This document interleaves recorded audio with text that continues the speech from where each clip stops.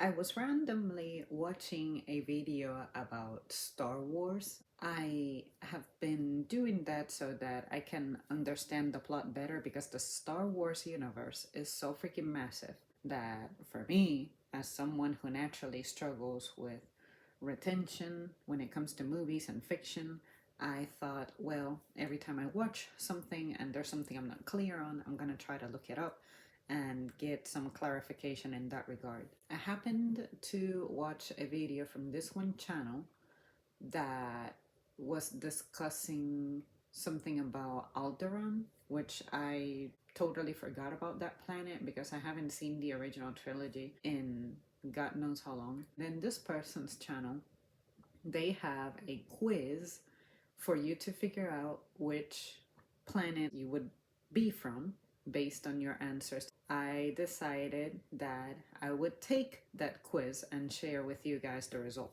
So what I'm going to do is, to avoid playing back the video, I noticed that they have a transcript. So I will read from there, and in the end we'll add it all up and I'll share my results with you guys. And if you guys want to play along with me, you can take this quiz yourself. I'll link it in the description and then you can find out your answers. For the first question, you find out you are a force sensitive person and the Jedi Order wants to train you. Do you A, let fate decide, you just happen to have a chance cube? B, decline the training? C, choose to go? D, agree but only if your mother can come with you? E, accept with great enthusiasm? I would go with C. I would just go. There is a part of me that wants my mom to be able to come along too. Now, at my current season in life, I feel like I don't have any problems going places on my own now, since I've been on my own very often on stuff like this. So I would just choose to go. And allegedly, choosing to go has 2 points. Question 2. You witness an enemy cut down a hostage. Do you A, try to save others by bringing them to your hiding spot? B, negotiate a deal with your enemy to help save everyone else? C, throw a grenade from a distance, get ready to run? D, stay hidden? Or E, expose yourself by running out and firing upon them? I would say D, stay hidden. And I agree with the sub explanation, which is there's no use getting yourself caught. Had a value of 1 point. I'm already displaying my Sith tendencies, I guess. I'll be curious to know what these points all add up to. Third question. You are on a mission to a spaceport and the Queen wants to send her handmaiden. Do you grudgingly accept the Queen's order? It is not a good idea, so the handmaiden better stay close to you. What even is a handmaiden?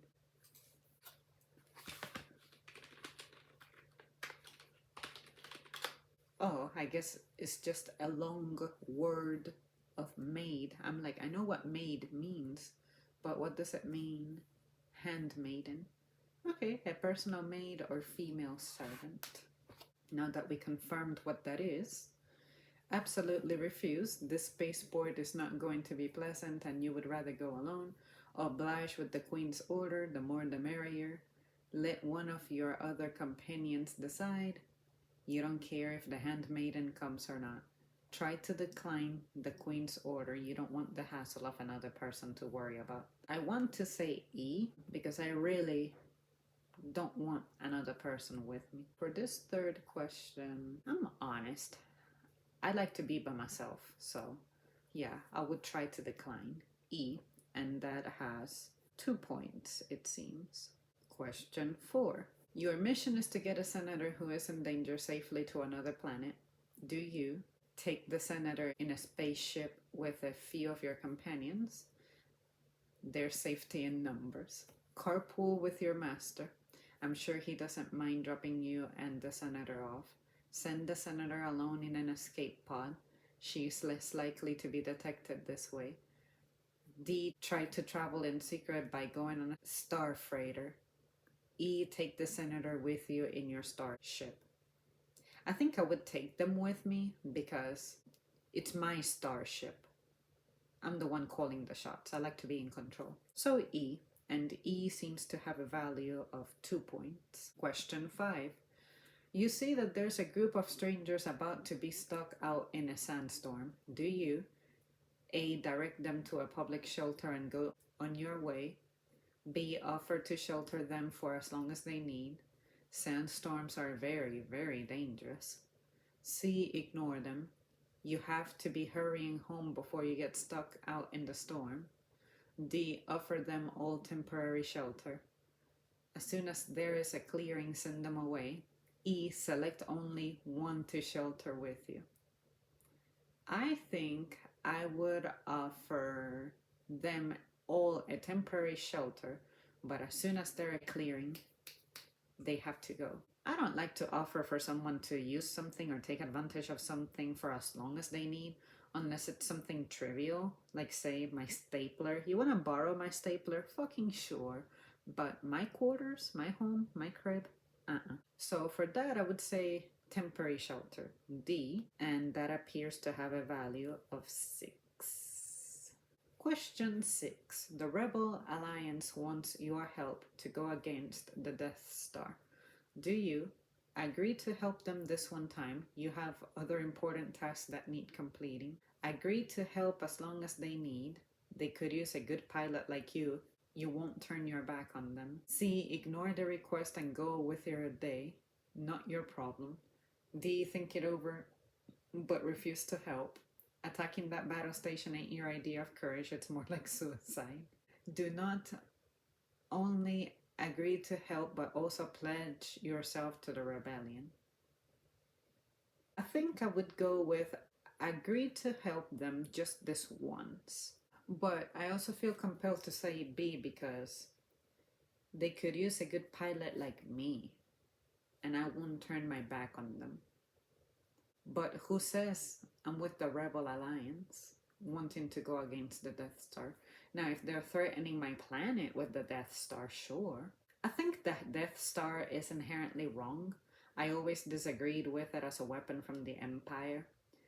Because really, how do you justify completely destroying a whole planet? You mean to tell me you couldn't resolve this with diplomacy or politics? That's when you know you're fucked. So I think I would say for this one, I would agree to help as long as they need. B. And that appears to have a value of 6. Question 7. A force-sensitive girl brings you your old lightsaber in hopes of being trained. Ha, Ray. Do you accept it and agree to train her until she has mastered the ways of the Force? Throw it over your shoulder and walk away to be alone in your hut? Reopen your Jedi temple? Agree to give her 3 lessons only? That's oddly specific. Let her follow you around for days asking to be trained? You like a little bit of attention. This one, I think I would say, because I like to teach, I wouldn't have an issue passing along my knowledge. I think passing on your legacy is one of the best sources of pride and fulfillment, I think, in this life. So I would be compelled to say A. I would train her until she has mastered the ways, and hopefully that's the last person I ever get bothering me. Question 8. You ask your son to join you by your side, but he declines. Do you A. try to make him jealous of your cool powers? B. try to reason with him? C. whatever he decides is fine, but if he doesn't, slice off his arm? Ditch your no good son and find other people who would love a chance to rule the galaxy with you? E. accept it. For this one, I think I would go with C. Whatever he decides is fine. I wouldn't necessarily slice off his arm, especially if I went through the trouble of gestating that arm for my child. Whatever he decides is fine, because if you join me, then we don't have to fight. But if you don't join me, I guess you have to fight. I came close to saying E, accepted, you're better off alone anyway, but I mean, it's very similar to C. I think that with C, you're accepting that you may have to come to blows with him. And I wouldn't have a problem with that. So, question 9. Ideal Saturday. What is your ideal Saturday night? A. Meditating by yourself to increase your connection to the force.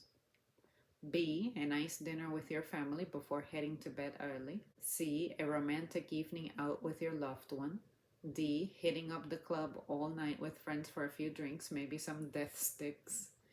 E. Playing some board games with a few friends. Because I feel like I meditate, aka train, every day of the week to increase my connection to the force, in my case, it would be my body. I'm compelled to say, see a romantic evening out with my loved one because I would rather spend chilling time with someone else than by myself. But it has to be the right kind of company. So, yeah, for sure, a romantic evening out. And as far as I'm concerned, that has a value of 2. Ideal holiday. What is your ideal holiday? Going to an all-inclusive resort with your fam, staying at home and enjoying some of your hobbies, a romantic weekend away with just your loved one, traveling alone but meeting new people as you go, exploring a new city with all your friends. Well, I don't have friends. I don't particularly love traveling alone. I like the idea of meeting new people, but I can't say I'm going to travel somewhere to meet new people. I need more to justify going on a trip.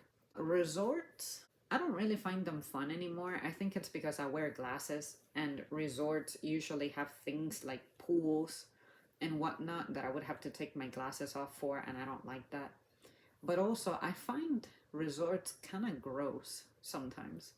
And some of the activities that they have don't really talk to me. Why would I go to a resort to just be in my room when I can do that at home for free? It says family. You guys know I don't have a family, so it's not like I'm missing out there.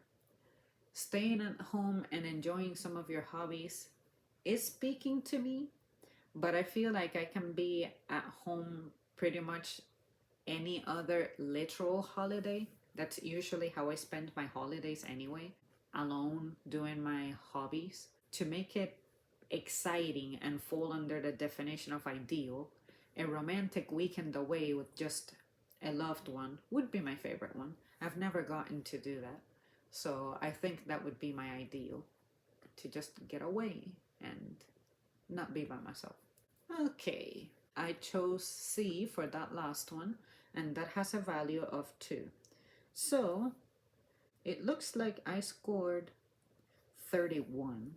5, 7, 19, 25, 29, 30, 31, 32, 33. Let me make sure I can count. 2, 1, 2, 2, 6, 6. I have added this 3 times, and all 3 times I have gotten a different number. So let me whip out the calculator and make sure I'm doing this right.